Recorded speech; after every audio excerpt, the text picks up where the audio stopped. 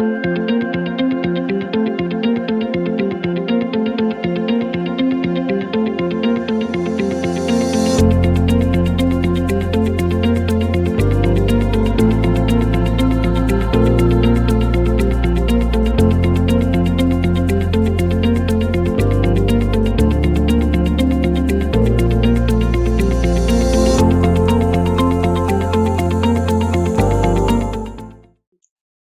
morning. Good morning to all of our champions across the state. I'm Rita Santamaria. I'm the owner, founder of Champions School of Real Estate. And it is such a pleasure to be able to see all of you today in the Dallas, Fort Worth, Austin, San Antonio, Houston areas, as well as all over the state of Texas. In fact, today, our two very, very special top producer guests are in a small town that where they do a lot of business all over a number of counties. And I'm going to let them tell you more about that as far as where they do business and how they do it, because all of you know, as students, today we have the mother-daughter team of Cobb Properties, and they specialize in farm and ranch properties, frankly, all over Texas, but mainly near the Waco area and surrounding counties. So today, get out your computer, your iPad, your pen, your pencil, whatever you have, to absolutely take great notes on how to be an incredible, successful farm and ranch team, mother-daughter team, and specialize in farm and ranch properties. So right away, let me welcome Ty, Cobb, Klam, and then we also have Stefanie in the cowboy hat, Stefanie Cobb, and Steph is the mom, and Ty is the daughter. And welcome, Cobb Properties. Good morning. Good morning. Thank you so much for having us on here today. Oh my goodness. I just love seeing your beautiful background. And right away, it may seem really silly to ask, but Steph, tell us about that beautiful tin on the inside of your office and what that's all about, because it's beautiful, the fireplace and everything. So what is that, Steph? Because I know you're a decorator as well. We sold 5 of the Cargill turkey homes or turkey farms, and they were going to take some of them down, the people that we sold them to. And I asked them, could we get some of that tin, buy some of the tin off the barns? And they said, you can have as much as you want. And so the whole entire office is made from that tin from those turkey barns. It is absolutely beautiful, just beautiful. And to kind of kick off our very short hour together, Ty Cobb, tell us, how did you get your name? When I know we affiliate Ty Cobb with such an amazing baseball player, Hall of Famer, and here we see this beautiful woman. So Ty, how did that happen? Well, I was actually, I was named after Ty Babylonia, but as mom and dad would tell the story, she always wanted to name me either, well, they thought I was going to be a boy, so it was going to be Ty, but it was never T-Y. So she never affiliated it with the baseball player Ty Cobb. But when I was born, in the newspaper was that story on, I think it was Randy Gardner and Ty Babylonia on the headlines. And so she told my dad, I want to spell it T-A-I. And so that's how it was. So all my life I've been associated with the mean baseball player, Ty Cobb. And actually it earned me a spot on The Price is Right when I was in college, because that was the story. You get a short little snippet to tell on The Price is Right to get on the contestants row. And it sure earned me a spot there. So you were on The Price is Right? Yes, ma'am. The whole entire on the contestants row. I was not very, very good at that game. Well, what did you win? What did you win? I won a year supply of like chewable vitamins and a vacuum cleaner. And I can't remember what else, but I had to end up paying taxes on all that too. So That is too funny. That is so funny. Well, I was so happy to be able to track the two of you down and get you on our December interview because I have such a personal affiliation of happiness with mother-daughter teams because the president of our company is my daughter, Kimberly Didelowitz. And when I read and heard about you and your mom and what a great team you are. And obviously, you're champions as well. You've taken your ALHS luxury home course, you've taken C&E, and we so appreciate your business. But if you would, Stefanie, otherwise she told me she likes to be called Steph. Steph, how did you and your daughter get together to formulate your wonderful farm and ranch properties? How did that happen? Well, Ty's been helping me, gosh, since she was probably 7 or 8 in another business in my interior design, and has helped me all along with all the difficult parts that I'm not good at.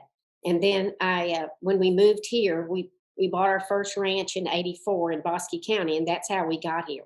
I was raised in Dallas. I met my husband from Frisco. We farmed and ranched there 30 years, and then we moved here full time.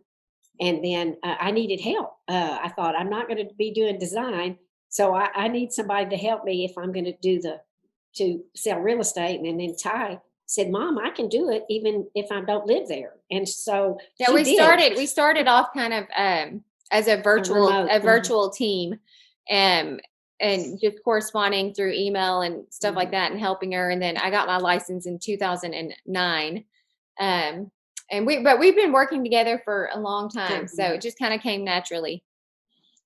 So I want to ask, because it happens regularly in my family, our family, how do you separate your mother-daughter time from business time? We have a lot of teams that are father-son, mother-daughter son, aunts, uncles, but as a mother-daughter team, how do you decide when it's personal versus professional business, or does it just like flow together? How do you make that work? We usually have our family members tell us when we need to stop talking about real estate when we're at family functions. That's normally how that stops. But it is hard to separate the two, and we are together. Probably I'm with her more than I am my own husband because we're here, and then we also do lots of hobbies and stuff like that together. So it really doesn't ever end unless I just say, okay, we're not going to talk about real estate today. That's kind of how.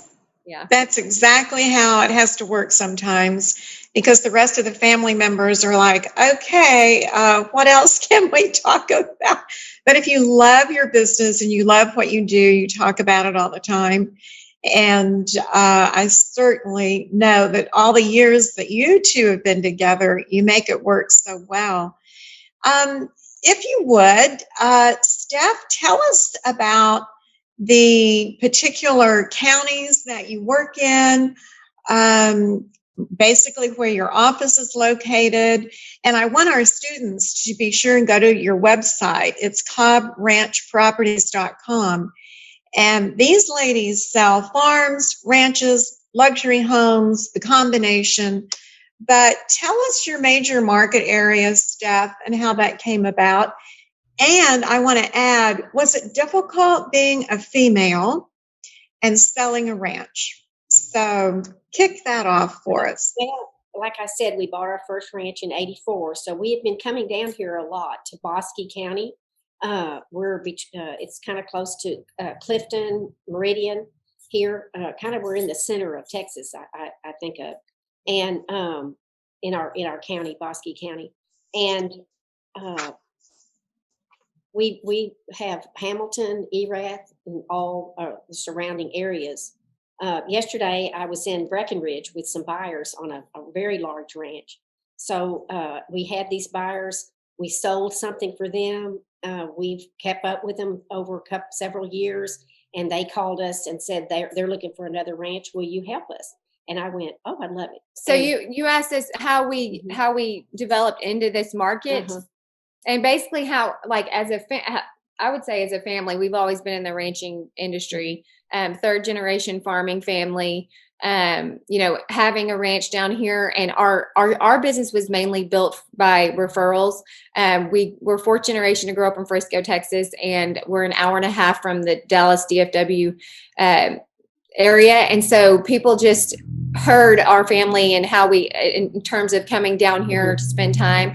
And so we sold one ranch to somebody from Frisco, then another ranch from somebody to Frisco. And it just, basically that is the basis of a referral business. And that's how we built Cobb Properties. So. Wow, because we have lots of family and friends in the Frisco area, and the daughter that I mentioned, Kimberly, that's involved in Champion School of Real Estate is our president. She and her family, they live in Frisco. That's neat. Yeah.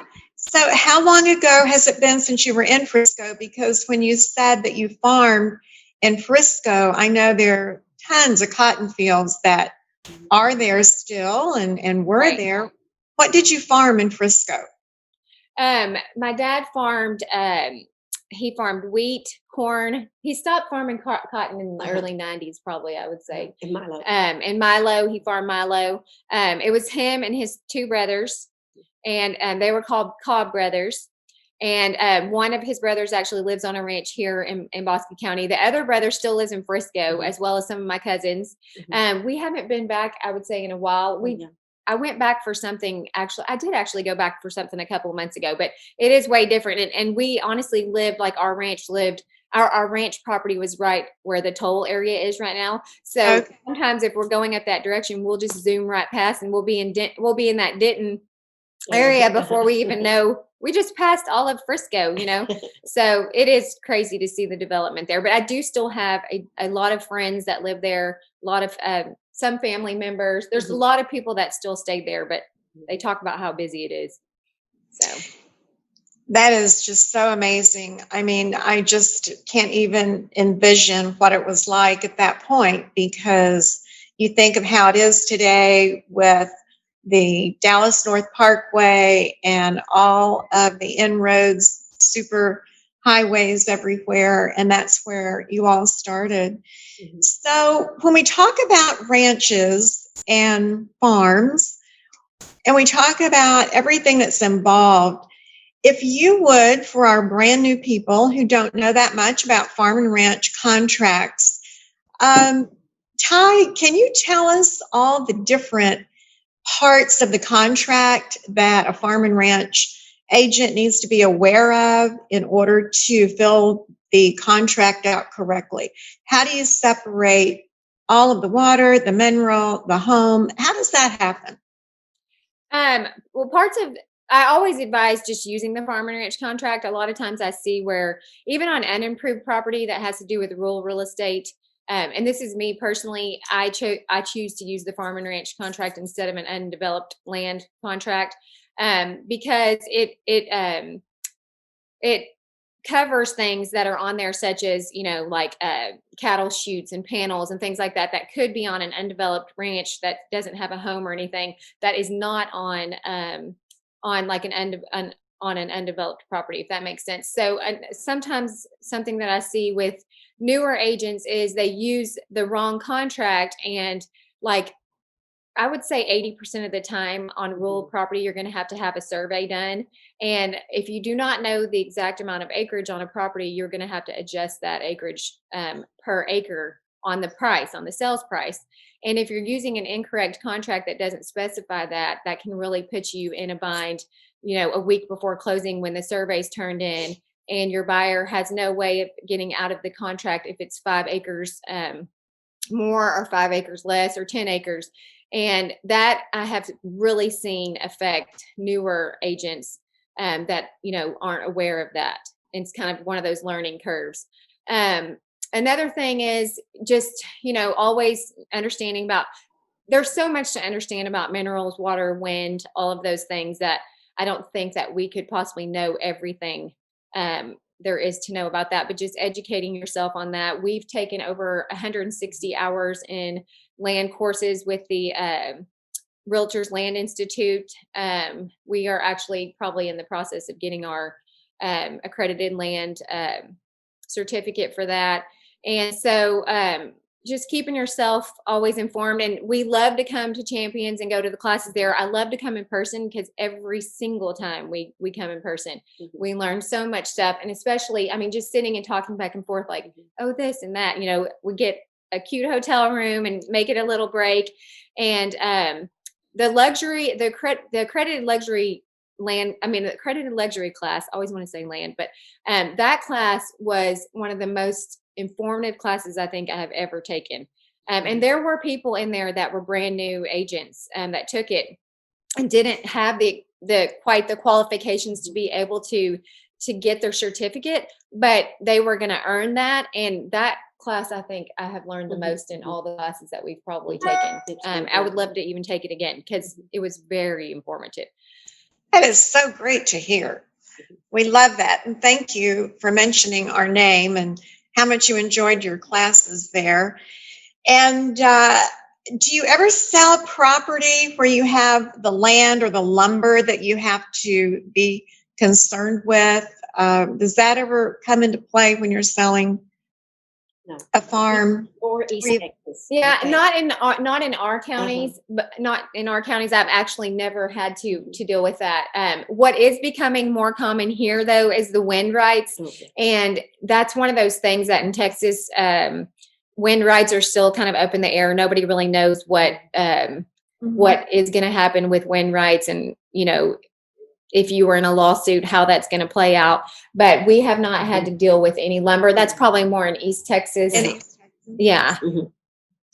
So looking at the two of you and all of your many years experience, I want to ask for my students that are watching today and so happy to hear from these experts, for a brand new student starting out that has an interest in farm and ranch, Steph, what would be your advice to them on how to get started? What would be the easiest, best way to get started? Yeah, I would think probably get with someone that's really good in that area and follow them around and learn and just get some experience. I think it's really important. And I was going to say that I think that the largest thing for me with any agent starting off is your ethics, and integrity and your reputation. Absolutely. Reputation is everything. And when people feel like they know you and they know that you're honest, then they're going to do exactly what you and Ty said. The next ranch they buy, they're going to call you. On your ranches that you sell, do you ever have exotic animals that are involved in that? We do. In fact, one of our largest commission sales was on a ranch like that. And it was a high fenced ranch. The tricky thing, and this is something for new agents to learn as well, and this was a learning curve for us as well, is when you're evaluating these deer, they have a price tag according to the rancher, and according to like the whitetail association, I guess you should say, what people think they're worth, like cattle. But actually, deer belong to the state of Texas once they're turned out of a pen, and so there's no way to appraise those deer. So if you're going to have a contract that's going to get an appraisal done, you need to make sure that your buyer is aware that the amount of money that you're negotiating on the deer are not going to be reflected in that appraisal. So that buyer would have to come out of pocket for that money, if that makes sense. So it can be very tricky. It's almost like they're almost like a non-realty item. I was going to say, it makes so much sense that it tells me you definitely need to start out with an experienced broker in farm and ranch to do farm and ranch. I mean, and even and that goes back to your question on like, how do they get into it? For sure, to find a broker that specializes in that, and to start taking the classes necessary to start learning about, how to sell a farm and ranch. You don't have to have experience like we do growing up. I mean, I showed cattle. My husband trains horses, things like that. You don't have to have that experience to be successful in it. You just need to find the right mentor and be willing to put in the time, because rural real estate is a way slower turnover than residential and commercial. And that's Oh, something I think people don't understand as well. But have you found that the sales in Farm and Ranch in the last 24 months have been more robust than in the past, or about the same? What do you think? So I would say this year is probably going to be our highest sales of any time that we've been in business, which is wild to think about, you know. Do you feel like that it's because people during the pandemic want to get their own place that's fairly close out of town? Stephanie, and I want to call you Stephanie, I'm sorry. Okay. So, Steph, in your beautiful, beautiful cowboy hat, in fact, I was going to say at the end, but I'm going to say it right now. The modern day cowgirls here, we have Ty and Steph that are both drop dead gorgeous, both of you, and definitely have changed the stereotypical idea of someone selling farm property. Y'all are just amazing. But during this pandemic, Steph, what have your buyers told you? Why are they looking to buy during this time period? Oh, no doubt, it's to get out from the city. We've sold ranches. We can't keep inventory. Well, our whole county, I think overall in the state of Texas, inventory is low. Yeah, and we've had a lot of buyers, wanting us to help them, that's been really nice. Referrals to say, we've had a lot of referrals, Right? Of people referring us. You need to get Steph and Ty to help you find one that's close to us, or something like that. So that's been really nice. Yeah, we haven't really dealt with a lot of out of state buyers. I know a lot, as some people are, especially we're not far from Waco. I know a lot of out of state buyers and stuff are coming in, but ours has just again been referral, or people just wanting to get in the country, even if it's just for 10 acres or 5 acres or 400 acres, So it's now, how do you separate your responsibilities? How do you decide between you and Steph who's going to do what? Oh, I probably run with most of the buyers and sellers. Ty shows a lot too, but I work with most everybody. We usually go to listing appointments together if we can, especially once we've done our due diligence, because I firmly believe in not wasting our time, like in terms of what we have to make sure that it's a listing that we both need to go to. And but a lot of times there have been so many transactions in 2019 and 2020 that I have not met the customer, because she did the showing and then I kind of take over. And from there, if they want to make an offer, then I start the process of all of that. So I'm kind of the silent, they've seen my picture on our website and they've heard my voice, but they haven't met me. So, and that's happened a lot. Yeah. I tell them I'm passing the baton over to Ty. Yeah, I have to explain it because they keep wanting to call me, and I go, now Ty's doing that. So sometimes I need to make sure that I know what's going on. She does tell me so, but she does all that, the hard part to me, because I'm just not a computer person. I don't sit down very often.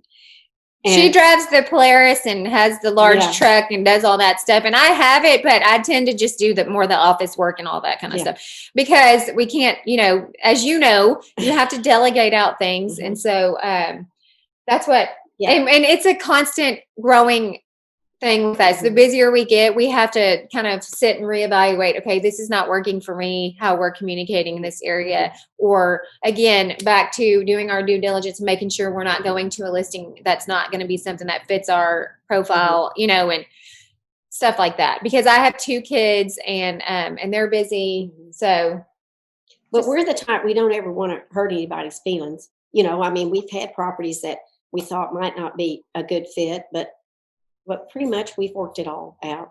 Yeah, and we do sell all kinds of real estate. So it sounds like that it's just sort of been a natural flow that you each have sort of found your particular area, where Steph goes out, shows the property more often. You said you often or sometimes go out to the listing together, but then she gets the sale sort of together by showing the property, and then moves it over to you, Ty, and you take it from there. And you're more like the transaction specialist. Basically, yes, I would be considered a transaction coordinator. but and then I meet him. I mean, honestly, we just tag team so much together, but we do have to be clear in our communication to whoever we're working with, kind of what our roles are to not confuse people. Exactly, because people tend to go back to that person that they first met, Sure. and that's the one they want to communicate with. Right. And I know over all of these years, between myself, the CEO, and my daughter, president, it's been kind of difficult, that transition to say, well, Kim is doing this and Kim is doing a great job with that. But it's just a constant reminder that we all have our own particular roles, and we do those roles independently and do a great job. And I know that independently, you all take care of that buyer and seller just fantastically with all these years in the business. So let me ask you this. Thinking back with your wonderful experience, Steph, was there a transaction that was maybe more difficult than any other transaction, you or Ty, that comes to mind that you might be able to share as a learning experience on some things that maybe happened that couldn't or wouldn't have happened in today's world? Any particular transaction that was a little more difficult than another? Well, we've had some doozies. We talked about this morning, and Mom's a storyteller, so I was like, Mom, you got to keep it short. But I'm going to speak because we honestly did talk about this morning, and I think our biggest thing is like liquidating ranches. We've had to liquidate large ranches for people in terms of their furniture, I can't even say furniture, their equipment. One thing we talked about the most is you can't judge a book by its cover. We had an older gentleman come in to our office, and he ended up having like a $2 million ranch, but I mean, you would never know it at all. And we ended up having to literally walk him through every single process. He had inherited this land, we had to talk to him about how he was going to invest his money. It was really interesting. I mean, it was a lot to learn, but we've also had out of state clients that their parents have hired us, and then they might've gone into the nursing home, and then the children have passed it on to us. And we've literally had to estate sell all of their things for them. Nobody came back to do anything, and I'm sure with that your residential agents are going to be able to testify to that as well. It's just you are, the number one source for getting it sold and making sure it gets everything. We talk about that all the time. You can't really judge a book by its cover, because people can walk into your office and look like that they may, just have a very difficult time. Right. And you're wondering, do they actually have the pre-qualification credentials to purchase? And we just can't judge, because everybody with their own lifestyle, they wear what they want to wear, they talk the way they want to talk, and we're often surprised at basically, what their affordability is. When you mentioned, Steph, that you were in Breckenridge, were you talking Breckenridge, Colorado yesterday? No, Texas. Okay, I wanted to clarify that, because I was going to say, wow, you really look great to have made that trip. I have a helicopter. We wish. She wishes she did have one. That was on one of your questions about the helicopter, and she was like, that's on my list. I'm like, oh, goodness. So how do you show property, ladies? When you have all of these amazing ranches to show exotic animals, cattle, everything, how does the buyer get literally a bird's eye view of what they're buying? How do you do that? Well, I have a Polaris that I unload just like I do my horses, because I've had horses since I was little. And I unload it, and then off we go. She has a red truck and a red Polaris, and then we have a truck called Little Red, and I think they're on our website. On our website. And Little Red is 4-wheel drive, and it's a she. She goes everywhere. I mean, she can get in any kind of terrain. It's a little Toyota 4-wheel drive pickup, and we have drones, that we use. We do everything in house. our photography and everything, which goes on to, I know another thing we were talking about was our just marketing and how, it's so important just to stay up with all of the things that are changing. Technology is changing so much every single day. And that's probably been a big challenge for me because I am very driven that, we always need to stay current. And so staying current with all the professional photography that's going on now and the drone videoing and that is very impressive.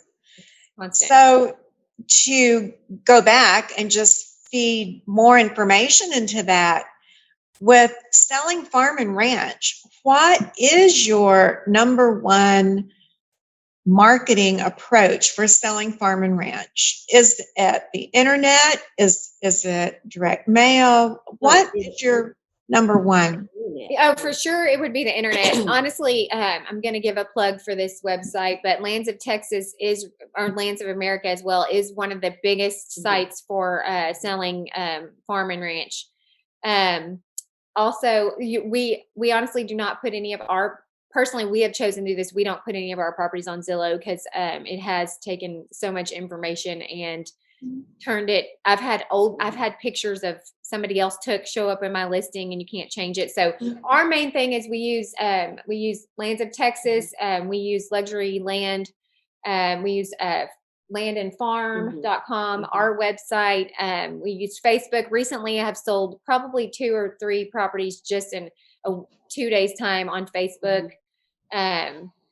We use Instagram, the typical things that everyone's using. But for rural real estate, I would say Lands of Texas is a great store. I can tell you right now, we have students trying to jot down those sites. And I want to tell them, don't worry about it, because our particular social media, she's putting some little comments down below with those sites for our students to take down, the ones that you mentioned. And at the same time, tomorrow, this interview will be on YouTube. And one more time, you can write down these particular websites that Ty and Steph have been talking about. So you sold 2 properties in just a couple of days on Facebook. So your photography must be excellent. Do you do it yourself or do you hire someone, Ty, that does it? Currently, I do it myself, but that goes back to me, and I'm very, I don't know how to describe it, but I'm always striving for our company to be the best. And so photography, again, is changing on I feel like a monthly basis.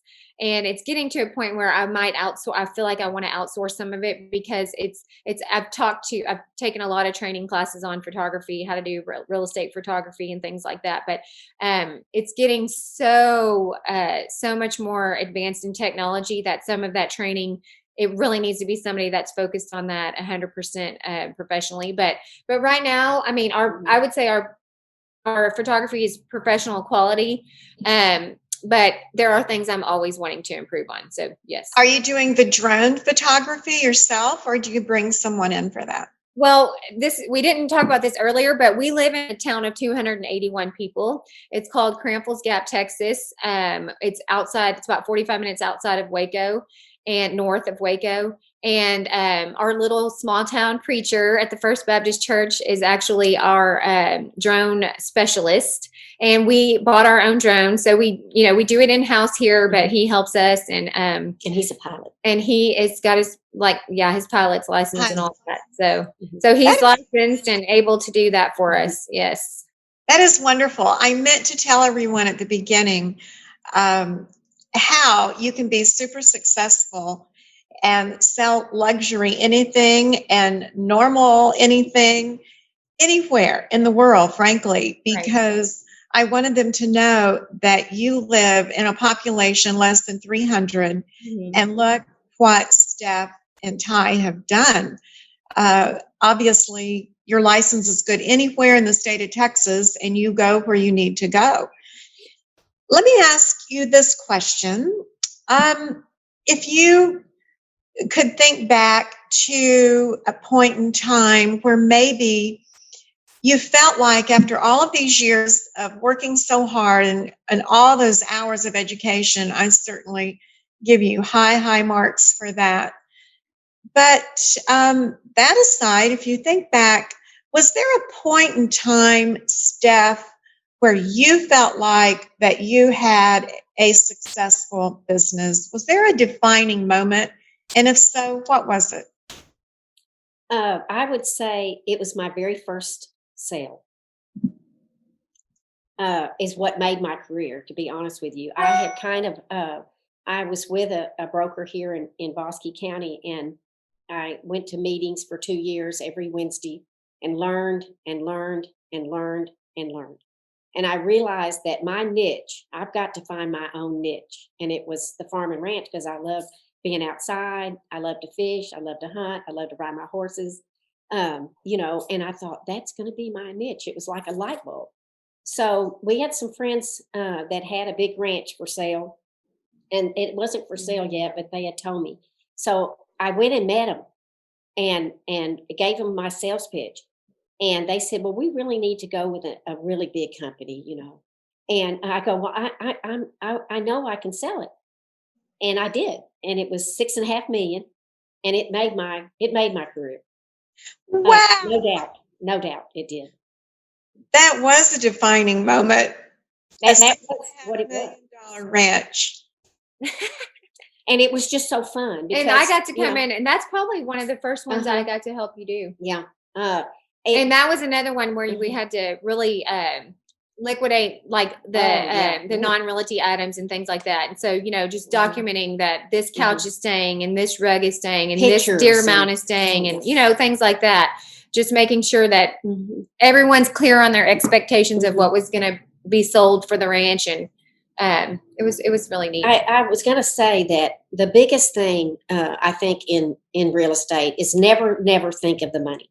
I'm not like that. I never think about it. It was just a sale for me to help my friends, and it happened. I was like, oh my gosh. So that's what's fun. I have people ask us a lot, like, well, what is y'all's quarterly sales? And I'm like, I don't know. I mean, because we don't, like, we're selling and we're doing what we're supposed to be doing and, raising our families and enjoying the ranch and stuff like that. And at the end of the year, of course, we add up, what we've done, but it's not that we're like, and I have goals that I set, and how you can throw those out into the universe and stuff like that and have those goals. And both of us do, but we're more focused on just doing our daily job for our I love that. You've hit so many Go ahead, Steph. I was just going to say it's your relationship with that person. You especially me, because I spend so much time with them. I might show a client 7 ranches and they go, "Steph, we know we're wasting your time." I go, "Oh no, you're not. I'm learning. The more I show our ranches, the more I know it. And I like to know every inch." Right, for sure. Every time we show a ranch, you learn so much more about something, and agents need to understand that it does take it takes time, and you may show somebody a ranch. You may be showing them ranches for 2 years before they actually find the one that they want. So it's definitely a relationship. And a lot of times in rural real estate as well, buyers don't want to sign that buyer's agreement. They don't want to do that because they don't know specifically which county they're going to be buying in. So there again, it's all in relationship building. We never put pressure that. I would say it's more laid back. I do have something funny though, because in the luxury class at Champions, I think because of our personality and just our business model and structure and what we do, the teacher was just a little kind of shocked at like how our working environment is and how it's a little less stress, and we do end up working a lot with buyers and sellers, and that's just not something that happens a lot in the Metroplex. But we enjoy it, and it works really well for us. Yeah. When we do have the buyer and the seller, we're real open and honest about it, sometimes. There's so many points that you've hit that are just so very, very solid that I want to make sure that our students heard. And that is, don't expect to jump into farm and ranch and have an overnight success, or frankly, to be as lucky as Steph was to sell a huge ranch. And yet that could happen because it happened to her. And at the same time, I love it that you talk about it's not about the money. It's about working for the sellers, for your buyers. And if you do a good job with honesty and integrity and doing your very, very best, the money does come. I want to ask, I know you both, you live on a ranch. Do you live like, is it a family ranch or do you have separate property? And then what about your kids, Ty? Are they growing up with the idea of maybe selling farm and ranches, or they haven't gotten to that point yet? What about the upcoming generation, since you're a fourth generation? I live on a separate property, but it's only about 4 miles down the road, but it's actually across the street from one of our other ranches, just like a little swoop over the road. But and then my sister is actually our county attorney, and she lives on the ranch with mom and dad. And then I have a 8-year-old and 11-year-old, and I would say they come with us to things and take pictures and do all that stuff, but they have no interest at this point, but probably because they're just a little too young. But I know my nephew does, and so we shall see what everyone wants to do. Yeah, I hope that we'll have a legacy here. Well, I bet that you will. And all of this experience that you have and working together day to day, how many hours do you think a new person should work as a new person in their business to jumpstart their business? And how many hours per week should they work? And then I want to ask, in today's world, for each of you, how many hours per week do you work, and what is your work schedule like? Ty? Well, we talked about that this morning as well, because I honestly haven't calculated how many hours that I work, but it's because of, like you said, in today's world with the technology that we have, it's a positive and a curse at the same time, because you have zero boundaries when it comes to sometimes clients' expectations of when we are supposed to be working and when you're not supposed to be working. So for me, it's just been a balance. I've had to learn, honestly, I just turned 40 last year. So I've had a lot of light bulb moments where I've had to really learn to prioritize my time and to just really understand that we don't have to answer the call when you're in the middle of cooking dinner, or you don't, because a lot of times for me, I feel like reactions can be mistakes if they're not, if we're reacting to something that happened, or if you get an email in the middle of talking to one of your kids and you're reading it and you react to it, it's actually could cause so much more harm than good. That is a great point. To not instantly react to a phone call, not instantly react to an email or a text, but think about it. That person does not need an instant reply. Think about it and make sure it's something that is legitimate, or that you're not frantic about something else that gives you. That has been probably a huge learning curve for me. And something too, this is kind of sidetracked, but this would be an awesome class for y'all as well. I don't know how it would mix in, but just if you haven't learned about your personality, or you are taking an Enneagram test or any kind of personality test, I highly recommend that you do. That's something that I learned a long time ago. I was a Cadillac sales director with Mary Kay Cosmetics a while back, and I learned so many sales tips from that. But learning your personality and narrowing in on your strengths and your weaknesses will really affect your real estate business in terms of how you deal with your customers, and also reading their body language and learning how they like to communicate, if it's through text, if it's through email, if it's through phone calls, because I may like to just text, but they may not want to do that. And so and we've had to learn that as well with each other. And I'm constantly saying, okay, Mom, well, this person doesn't like to communicate that way, or they like you, not me. They prefer you. So you really need to focus on them. Especially if you're working in a team environment. That's very difficult with a team, is to be able to say, you work with that person because they tend to go with you, your personality better. And I love that promo you gave us, because Powerhouse Marketing and Marketing One, we do personality typing. So Oh, that that's our great. new people do know. Yeah, thank you. They do know what type personality, if they are more the analytical, or which everything is a step-by-step approach, or if they're more the just outgoing type A. And it's good to know your own personality so that you can communicate better with your clients.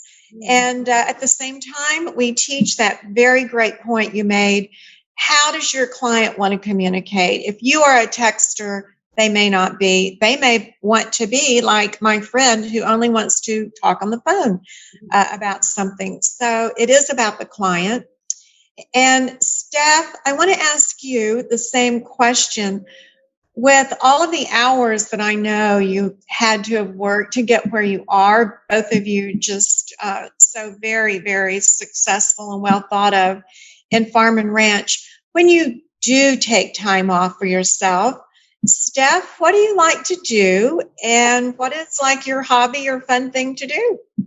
Oh gosh, I have so many hobbies. Probably Round Top, Texas, if you know where that is. Oh, we love Round Top, Texas, for Yeah, sure. I've been going to Round Top. I used to be an antique dealer also in my other life, but I bought a property there about 7 years ago, which I'm so glad I did, a little farm. And right now we're building a little house there. So that's probably been a real good thing for me It's to been get a good into outlet. Yeah, it's been a good outlet. Yeah, that's what I should say. I love to fly fish. I love to hunt. I love to ride. I love outdoors. You had asked me about with me with us and women in ranching, and I didn't get the chance to tell you. I was with 7 men yesterday. yeah, a lot of times. I was a tomboy growing up. I have 3 sisters, and I was my dad's, tomboy. So it's easy for me to be with guys. It's fun. They tease me a lot, like, "What grass is that over there? What kind of?"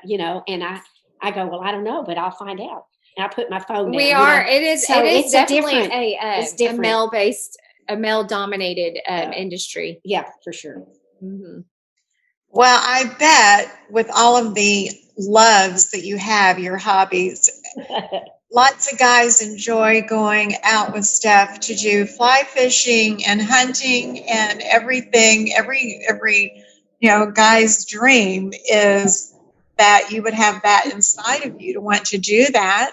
So what about you, Ty? Are you the same? When you take time off for yourself, what do you like to do?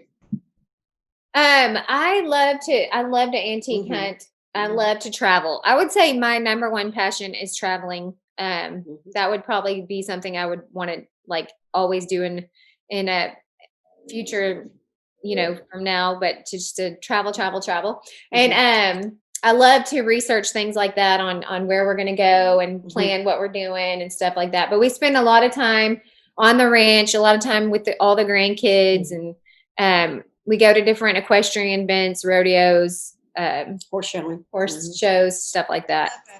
So what you're doing for fun that you enjoy is obviously a natural for getting new business. I mean, it's just an easy networking opportunity. So to finish up this very fine 50 minutes with 2 wonderful ladies today, and students, I hope you've taken a picture of how gorgeous this background is. And I know Carla, our media person, has. We have Steph and Ty just looking awesome. The background, we've got the fireplace going. It couldn't be a better scene for a farm and ranch office. But looking back, and I'll start with Steph, if you were to give advice to your younger self with all the experience you've had, what might that advice be to your younger self today? I wish I'd had started earlier. Probably so. I taught school in Frisco in high school for 10 years and then went back to school to get licensed for design. And then I had my own business because my dad was an entrepreneur. And I look back then when I had gotten my license at the same time, somebody said you should be in real estate. but I love the design part too. So I did that. But she kept her license. I kept my license since 88. Oh yeah. And So you wish you had started sooner. We hear that a bunch. Right. Ty, what about yourself? Oh, I'm sorry, Steph. Go ahead. I was just going to say, then I was raising the girls, and so I really devoted that to them. So I would say, you said, tell me the question again. It was like, what would you tell your future self? No, you're young. My younger self. Okay, my younger self. Oh, I was thinking about those things, and I really would what I was saying to myself is that when things are challenging, that this too shall pass. That's something with my personality type, I tend to I'm an Enneagram 1, which means that I tend to harbor those things when I make mistakes and stuff like that. So just to realize like how blessed you're going to be, and that, everything's going to work out to the best it can be, and that if something challenging comes along, that this too shall pass, because it won't always be that way. I love that. Absolutely. Whether you're a new person in the business or a longtime person in the business, you're going to have challenges. And just to know that time takes care of everything. And going back to that technology and how everyone is just at our everything's at our fingertips, and to realize that with real estate, especially, that if you are facing a challenge, try not to let it affect your family life, because you can't get that back. But the challenge will overcome itself, and it may not be for the best, but it will pass. But your family and your activities you do won't. And you'll have something blow up, and you're so excited about it, and then it just blows up, and you go, oh, and then you just go, well, that just wasn't meant to be. And we are big believers in, if it's meant to be, it's meant to be. And there have been times where we've had to release a client because it just wasn't working out. I mean, that rarely happens, and then a week or 2 or 3 or a month passes, and they call us and they're like, we're sorry, this happened, and we want to work this out, or some things that you will harbor up there and just be like, man, I really that was challenging, and I wish I had changed the situation, or it had a different outcome. And a lot of times they will work out to your benefit. So, and sometimes they won't. Yeah. Those are beautiful, helpful words for everybody. And thank you, Carla, for putting that on the screen while we were talking, because absolutely, things change on a regular basis, and you can't let that transaction that fell apart get you down, because tomorrow may be that $6 million or that $600,000 or that $250,000 buyer that comes along and just makes your day. Right. Thank both of you. Cobb Properties Farm and Ranch Specialist, Steph Cobb, and we have our wonderful Ty Cobb Klam mother-daughter team. It has been my pleasure being able to talk with you today. And just thank you so much for being a champion. Thank you for your business. And let's just have one more shot of Steph and Ty, and so our students can see these lovely ladies. Well, we truly appreciate you asking us to be on here. Yeah. It's been so much fun. It's been a great learning experience for both of us as well. It's a blessing. Wonderful. Well, it's our pleasure. And I want to wish both of you happy holidays, Merry Christmas. And as we are in this December season, which I can't believe, and come January on the 12th, we have our annual economic update with Dr. Adam Perdue from the Texas Real Estate Research Center. Our wonderful Dr. Jim Gaines is now retired, so we get to know Dr. Adam Perdue, and he'll be with us on January the 12th for an hour. And then on January the 28th, we have 2 top producers, and the title of this is Meet Rita's Real Estate Family. So believe it or not, Steph and Ty, when I mentioned them, I have, and I've never done this, but I have my son-in-law in real estate in the Georgetown, Liberty Hill area, as well as Frisco, Texas. And my daughter, Kelly, who's in real estate in North Houston, the Woodlands, or Houston General. So we're going to talk about real estate families and how that works. So all of our students, we thank you for your business. You keep us in business, especially during this pandemic.